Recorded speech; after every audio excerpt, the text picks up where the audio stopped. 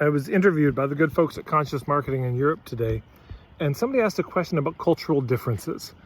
This is what came to me, and I've never had this thought before. This was a whole sort of new level of clarity. When I've gone to the UK, they'll often say, well, these American marketing tactics, we don't really go with them. We have a different culture here. Then on the other side, in Brazil, my dear colleague Ana Paula Fragoso with Slow Marketing in Brazil, she's telling me, well, it's like the 1980s of sales and marketing. That's where it is there. So do we need to respect or sort of attend to cultural differences in marketing? Well, let's pull this apart a little bit. I mean, of course, if you're going to be in somebody else's place, you got to respect it. But here's what I would submit. The difference is actually not fundamentally between cultures. The difference is primarily between culture and civilization, culture and the lack of culture, the traditional and the mainstream modern world. That's the real difference.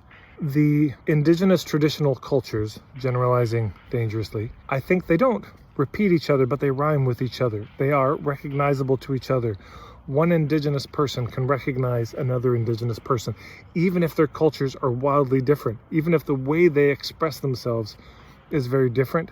They can certainly recognize that somebody else is from a place and of that place. They can also recognize us, the modern people.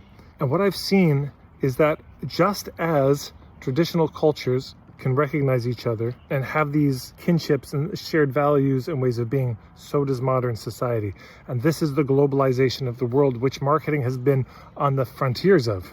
So the fundamental difference is actually between those still tethered to their ancestral values and cultures and traditional ways of living, the small, the local, the particular, and this mass globalized mainstream marketing approach, which is the erasure of those differences.